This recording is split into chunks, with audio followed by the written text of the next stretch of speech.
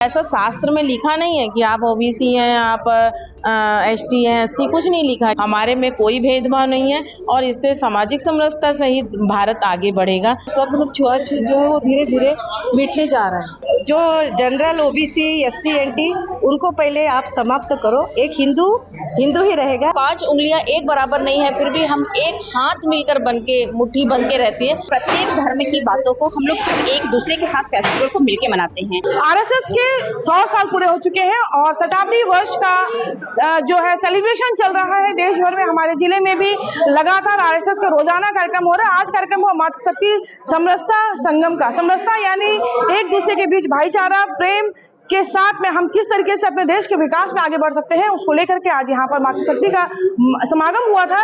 और यहाँ पर किस तरीके की जो चीजें हैं वो आपको मैं बताऊं, उससे पहले आपको हम मातृशक्ति से जुड़ते हैं कि सामाजिक समरसता क्यों जरूरी है। सामाजिक समरसता की एक गोष्ठी यहाँ पे हुई है। क्या लगता है कि सामाजिक समरसता अब क्यों जरूरी है हमारे समाज में? सामाजिक समरसता इसलिए जरूरी है, जैसे कि भारत में जो देखने को आ रहा है आंकड़ा, वो आंकड़ा धीरे धीरे घटता जा रहा है। हमारे पास संख्या नहीं है, ऐसा नहीं है, संख्या है, किंतु लोगों में छुआछूत, भेदभाव, इसके कारण लोगों के मन में जो दुविधा है और उनको मन में कष्ट है, तो हम लोग चाहते हैं कि हम उनको हटाएं। क्योंकि ऐसा शास्त्र में लिखा नहीं है कि आप ओबीसी हैं, आप एसटी हैं, एससी, कुछ नहीं लिखा है, किंतु ये भेदभाव समाज में व्याप्त हुआ है। तो इसको हम लोग प्रचार प्रसार के माध्यम से लोगों के बीच में बैठ करके, बहनों के मन में जब ये आएगा तो स्वाभाविक है कि जो अपने गली मोहल्ले सब जगह में जब इस बात का प्रचार होगा तो बहनों में ये उत्साह जगेगा कि नहीं, हम हिंदू समाज के हैं, सनातन है, हमारे में कोई भेदभाव नहीं है और इससे सामाजिक समरसता से ही भारत आगे बढ़ेगा।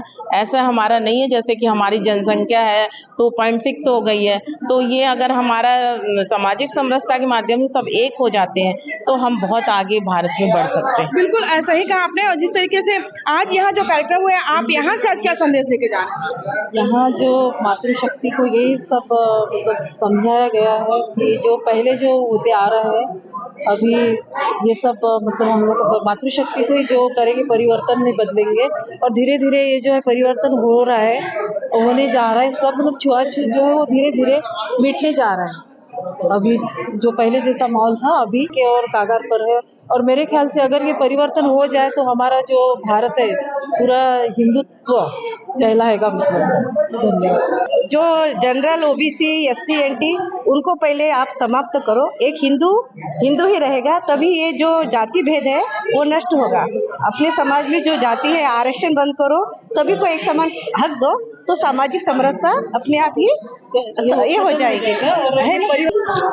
मातृशक्ति के जरिए सामाजिक समरसता की बात करते हैं हम, और जब हम अपने परिवार की बात करें, महिलाएं परिवार की धुरी है, समाज की भी धुरी है, तो महिलाएं जो करती हैं बिल्कुल एक लक्ष्य और संकल्प के साथ करती है। तो आज सामाजिक समरसता की बात आ रही है, कहीं ना कहीं ऊंच नीच भेदभाव खत्म करना है। ये तो खत्म हो गया है कि आज इस समागम के माध्यम से आप लोग क्या संदेश लेके जा रहे हैं? आज हम सभी ये संदेश लेके जा रहे हैं कि हम जितने भी लोगों के संपर्क में आते हैं, हम सब हिंदुत्व समाज ऐसा मान करके चलें। हम जाति और धर्म के अनुसार एक दूसरे से भेदभाव ना रखें। हमारे घर में कोई काम कर रहा है या कोई सब्जी वाली आ रही है, कोई दूध वाली आ रही है या कुछ अलग अलग चीज़ों में हम कई लोगों से संपर्क में हैं, महिलाओं से, पुरुषों से, तो उन सबको हम भाई बहन समझकर एक समरसता में, एक हिंदू धर्म मानकर हम चलें।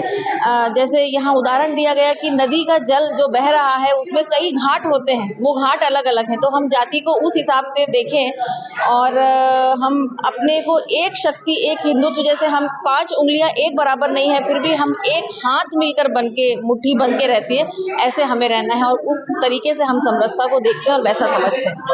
तो ये बहुत बड़ा मैसेज हम लेकर के जा रहे हैं। बिल्कुल एक बड़ा संदेश है और हम हमारी जो सनातन संस्कृति है वो भाईचारा सिखाती है। क्या कहेंगी मीना जी आप?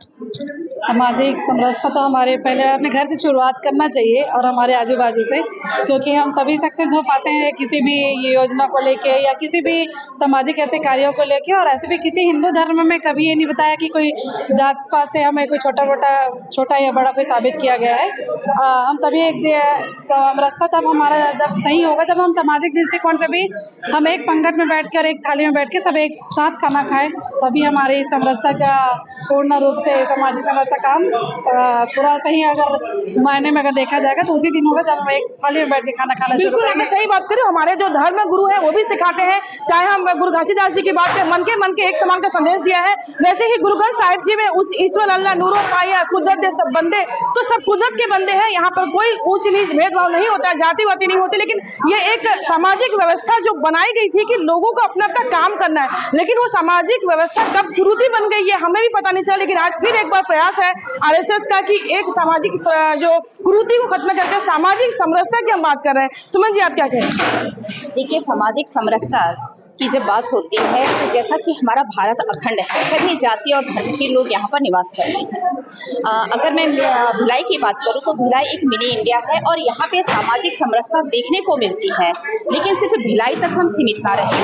मेरा कहना है कि जिस तरीके से भिलाई में मिनी इंडिया में सभी प्रांत, सभी जाति धर्म के लोग निवास करते हैं और प्रत्येक धर्म की बातों को हम लोग सब एक दूसरे के साथ फेस्टिवल को मिलकर मनाते हैं, वैसा ही सामंजस्य, वैसी ही समरसता ग्रामीण इलाकों में भी हो, पूरे भारतवर्ष के कोने कोने में हो, ये मेरा मानना है। क्योंकि अगर सामाजिक समरसता सब में देखने को मिलती है तो एक बहुत बड़ा बदलाव देखने को मिलेगा। और बहुत दुख की बात तब होती है कि जब हम सुनने को आता है कि किसी मंदिर में किसी विशेष जाति धर्म को दर्शन के लिए रोक दिया जाता है। तो भगवान तो सबके एक है, भगवान ने तो किसी प्रकार से, प्रकृति ने किसी प्रकार से भेदभाव नहीं किया, तो हम मानव को भेदभाव करने का अधिकार भी नहीं बनता है। ज्योति जी, साथ में हमारे सामाजिक समरसता की बात हमने की, यहाँ पे काफी अच्छा संदेश हुआ, महिलाओं के मन में प्रश्न भी थे, तो आज यहाँ से समाज को जागरूक करने की नियत से आप सब निकल रहे हैं। यहाँ पे क्या संदेश लेके जाएंगे आप? बस यही कि हम सब जो हैं एक साथ मिलजुल कर ऐसे जो कन्याएं हैं उनको शिक्षित करें और बस्तियों में जाकर जो महिलाएं हैं और जो कन्याएं हैं उनको समझाएं कि वो किस तरह से शिक्षित हों और भेदभाव और आपस में किसी भी तरह का ऊंच नीच छुआछूत को ना माने, और इसके लिए उनको समझाने का कार्य करना और उनको अपने में मिलाना, यही आज के समय में हम लोग कर रहे हैं। और सभी को इसी तरह का ही प्रयास करना चाहिए ताकि सभी एक साथ मिलजुल कर रहेंगे तो इसी से ये भावना दूर हो। बिल्कुल सही कहा ज्योति जी ने कि शिक्षा बहुत बड़ा हथियार है हमारे लिए कि हम जो कुरीति है, ऊंच नीच भेदभाव की, शिक्षा के जरिए ही हम इन सारी चीजों को खत्म कर एक सामाजिक समरसता का भाव सबके बीच में ला सकते हैं। और मातृशक्ति जो आरएसएस की जो महिला विंग है, उन्होंने एक प्रण किया है कि आज वे यहाँ से एक संकल्प लेकर जा रही है कि हमारे आसपास गाँव बस्ती और जो भी हम जहाँ पे जाते हैं तो वहाँ कम से कम सामाजिक समरसता का भाव जरूर फैलाएं।